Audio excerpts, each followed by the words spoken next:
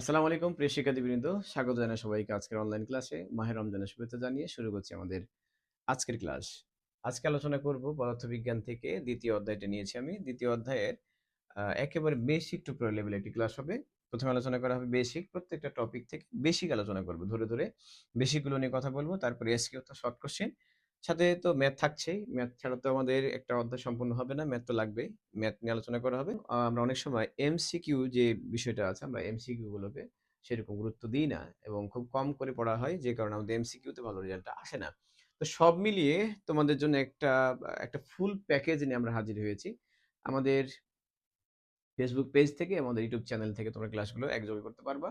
তো আমরা চলো কথা না বাড়িয়ে আমরা শুরু করতে যাচ্ছি আজকের ক্লাসটি। তো চলো মাই ডিয়ার স্টুডেন্টস, আমরা দেখে নিই আমাদের আজকের টপিকটা কি আছে। হ্যাঁ, চলো বিজ্ঞানে পোলাপান, তাহলে আমরা এখন শুরু করি ম্যাথটা। সোজা ম্যাথ। তোমাদের বোর্ড কোশ্চেন বিশ্লেষণগুলো দেখবা এবং তোমাদের টেস্ট পেপারগুলো দেখবা, যে প্রচুর পরিমাণ এই ম্যাথটা আছে তোমাদের বইয়ের মধ্যে। তোমরা বোর্ড কোশ্চেন দেখলে দেখতে পাবা, টেস্ট পেপার দেখবা, খুলে দেখবা যে এই ধরনের ম্যাথ অনেক। কখনো দেখা গেলো বাঘ হরিণকে তাড়া দিচ্ছে, কখন দেখবা হঠাৎ করে একটা বিড়াল এসে ইঁদুরকে তাড়া দিচ্ছে এবং তারা ধরতে পারছে কিনা। রুটি খাওয়ার জন্য দৌড় দিল একটা ইঁদুর, দৌড় দিল পিছন থেকে একটা হচ্ছে বিড়াল। আচ্ছা, রুটি সংগ্রহ করতে কে আগে পারবে, ইত্যাদি ইত্যাদি। চলো আমরা দেখে ফেলি যে মানগুলো কি কি দেওয়া আছে এখানে। দেখো, একটা হরিণ একটা হরিণ 72 কিলোমিটার পার আওয়ার বেগ, অর্থাৎ 72 কিলোমিটার পার আওয়ার বেগে সুষম বেগ, খেয়াল করবা, সুষম বেগ মানে সমবেগ নিয়ে সে চলছিল। অর্থাৎ তার বেগটা ছিল এখানে কত ছিল, 72 কিলোমিটার পার আওয়ার বেগ ছিল। এবং এই বেগটা ছিল কিন্তু সুষম বেগ, অর্থাৎ সমবেগ। সুষম বেগ ছিল মানে এটা সমবেগ ছিল।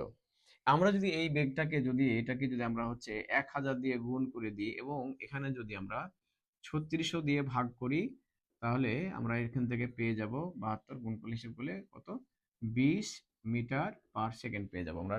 তাহলে ভি এর মানটা পেয়ে গেলাম। অর্থাৎ আহ হরিণটা 20 মিটার পার সেকেন্ড সমবেগ নিয়ে আগাচ্ছে, অর্থাৎ একই রকম ভাবে আগাচ্ছে। সে গুটি গুটি পায়ে হালকা হালকা করে আস্তে আস্তে আগাতে আছে।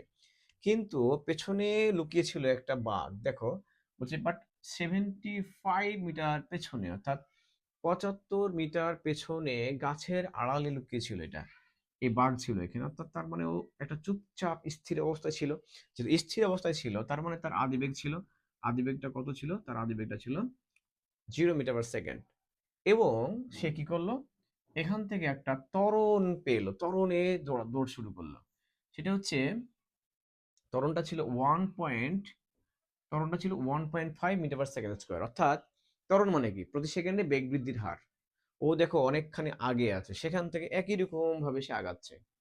তার আগানোতে দেখবা ছন্দের একটা ছন্দ আছে, ঠিক একই রকম বেগ নিয়ে আগাচ্ছে না, বেগ বাড়াচ্ছে নাকি কমাচ্ছে, এটি বলে সমবেগ বলা হয়। বাট পেছন থেকে বাঘ 75 মিটার পেছন থেকেও ওকে ধরার একটা টার্গেট নিয়েছে।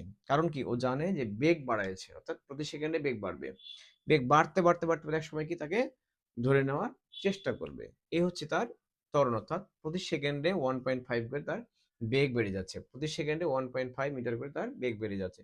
অর্থাৎ সুষম ত্বরণ ছিল 1.5 মিটার পার সেকেন্ড স্কোয়ার। আচ্ছা, কতক্ষণ সে তাড়া দিল, এই বাঘটা হরিণটাকে 30 সেকেন্ড পর্যন্ত তাড়া করলো। অর্থাৎ তার টাইমটা হলো, সে 30 সেকেন্ড যাবত হরিণটাকে সে 30 সেকেন্ড যাবত তাড়া দিল। তোমরা বলো তো, বাঘ যতক্ষণ তাড়া করবে, হরিণ কি ঠিক ততক্ষণ দৌড়াবে না? হ্যাঁ, তাই তো করবে। অর্থাৎ তার দৌড়ানোর সময়টা কতখানি, 30 সেকেন্ড। বাঘ তাড়া করছে কত, 30 সেকেন্ড যাবত, এবং হরিণ দৌড়াচ্ছে কত, 30 সেকেন্ড যাবত। এই হচ্ছে আমাদের মোটামুটি মানগুলো। প্রশ্ন হচ্ছে যে এই বাঘটা হরিণটাকে ধরতে পারবে কি পারবে না। ধরো এখানে এখানে একটা ডেস্টিনেশনে, ওই জায়গাতে পৌঁছাবে হরিণ। তাহলে হরিণটা আছে কোথায়, এখানে হরিণটা আছে। তার পেছনে আছে মোটামুটি এই জায়গাগুলোতে আছে হচ্ছে বাঘটা আছে। ঠিক আছে, এই হচ্ছে একটা গাছ ছিল।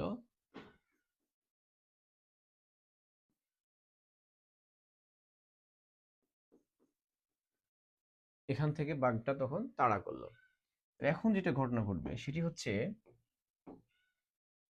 এই জায়গাটা এই জায়গাটা পর্যন্ত হরিণ দৌড়াবে। অর্থাৎ তার দৌড়ানোর বেগটা কতখানি ছিল, এস ছিল, এস। এই যে এখান থেকে এই জায়গাটা দেখবা, এই জায়গাটা হচ্ছে হরিণ দৌড়াবে। অর্থাৎ সে কতটুকু দূরত্ব অতিক্রম করবে, এটা আমরা এস দ্বারা প্রকাশ করতে পারি। তাহলে S1 সমান হচ্ছে ভিটি। কেন ভিটি, কারণ হচ্ছে এটা সুষম বেগ দেওয়া ছিল, কারণ হচ্ছে এটা সমবেগের ক্ষেত্রে আমরা জানি সমবেগের ক্ষেত্রে কিন্তু এর সমান ভিটি হয়। তাহলে আমরা মানগুলো বসাই এখানে, যেহেতু হরিণ সমবেগে দৌড়াচ্ছে সে কারণে তার মানটা এস সমান ভিটি। আমরা এখন দেখে নিব যে কত কত মান ছিল। তোমরা খেয়াল করো, এখানে একটা মান ছিল, এটা হচ্ছে 20 ছিল মানটা, অর্থাৎ 72কে আমরা ভাঙলে এটা 20 হয়ে যায়। আর দেখেছিলাম যে বাঘ 30 সেকেন্ড যাবত তাড়া করেছে, তার মানে হরিণ 30 সেকেন্ড পর্যন্ত দৌড় দিয়েছিল। তো এখানে আমরা যদি গুণ করি তাহলে এটা কত হবে, সেটা হচ্ছে 600 হয়ে যাবে এখানে। তাহলে বুঝতে পারছি যে হরিণ এখান থেকে দৌড় দিয়েছে, হরিণ এখান থেকে দৌড় দিয়ে সে কিন্তু কতটুকু গিয়েছে জায়গা, হরিণ কিন্তু এখান থেকে শুরু করে এই পর্যন্ত সে দৌড় দিয়ে মোটামুটি 600 মিটার পথ অতিক্রম করেছে। আচ্ছা বলো তো, বাঘ যদি সেই হরিণটাকে ধরতে চায় তাহলে বাঘকেও তো অতিক্রম করতে কতখানি। বাঘকে যেটা করতে হবে সেটা হচ্ছে যে এখান থেকে শুরু করে এই পর্যন্ত যে জায়গাটা আছে, এখান থেকে এই 600 মিটার তো তাকে যাওয়া লাগবেই। এই 600 মিটার তো তাকে যাওয়া লাগবে, সাথে কিন্তু পেছনে আর তার আরো 75 মিটার কি ছিল, আর 75 মিটার আরো পেছনে একটা ডিস্টেন্স পড়েছিল, সেই জায়গাটাও কিন্তু তাকে ফিল আপ করতে হবে। অর্থাৎ কতটুকু সময়ের মধ্যে, 30 সেকেন্ড সময়ের মধ্যে হরিণ কিন্তু চলে গেছে কতখানি, তোমার হচ্ছে হরিণ চলে গেছে এই দেখো 600 মিটার চলে গেছে। তাহলে বাঘ যদি সেই হরিণটাকে ধরতে চায় তাকে মোট কতটুকু দূরত্ব অতিক্রম করতে হবে, যে দূরত্বটা অতিক্রম করতে হবে সেটি হচ্ছে যে S2 সমান এই 75 মিটার তো যেতে হবেই, সাথে আরো যেতে হবে এতটুকু 600, অর্থাৎ 675 মিটার যদি এতটুকু জায়গা সে অতিক্রম করতে পারে, বাঘ যদি এতটুকু জায়গা যেতে পারে, তাহলে কি হরিণটাকে ধরা সম্ভব। তা আমরা দেখি আসলে সে পারছে কিনা। তাহলে আমরা সূত্রটা আমরা বসাই দেখি পারছে কিনা। তাহলে S2 সমান, যেহেতু তার ত্বরণ ছিল এর সমান ইউটি প্লাস হাফ এটি স্কোয়ার। দেখো এর মান কত, ও স্থির অবস্থা থেকে যাওয়া শুরু করেছিল, তার মানে এটা এটা আর এখানে আমরা এ এর মান পেয়েছিলাম কত, 1.5। 1.5 গুণ হবে, এখানে গুণ, এখানে হবে 30 এর পরে হচ্ছে স্কোয়ার, এটা শূন্য হবে, এটা শূন্য, আর এটা হচ্ছে 1.5 ইন্টু 1.5 গুণিত 3×3=900। এটা হিসেব নিকেশ করে একটু ক্যালকুলেটর ইউজ করো, এটা কত আসবে মানটা, 675 আসবে, 75 মিটার। যে কথা তোমাদের বলছিলাম সেটি হচ্ছে দেখো, ওকে যাওয়া লাগবে কিন্তু কত, 675 মিটার। যদি সে 675 মিটার অতিক্রম করতে পারে বাঘটা, তাহলে সে ওকে ধরতে পারবে। দেখো হিসেব করে পাওয়া গেল যে আসলে বাঘ কিন্তু 675 মিটারই কি অতিক্রম করতে পেরেছে। এখন তোমাদের কাছে প্রশ্ন রইল, সেটি হচ্ছে বাঘ হরিণকে ধরতে পারবে কি পারবে না।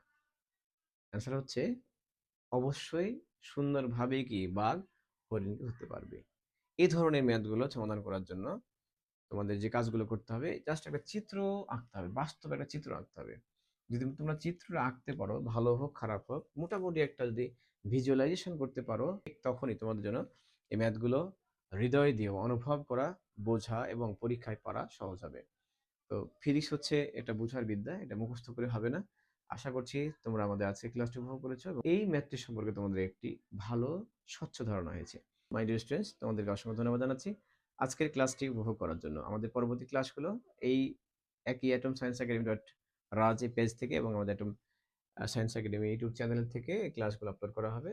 তোমরা দেখতে থাকো, আশা করি তোমাদের ভালো লাগবে। নিজেদের মধ্যে ছড়িয়ে দাও, বন্ধুদের মধ্যে ছড়িয়ে দাও আমাদের ক্লাসগুলো। আশা করি সবাই সমান উপকৃত হবে। সবাইকে অসংখ্য ধন্যবাদ। আসসালামু আলাইকুম।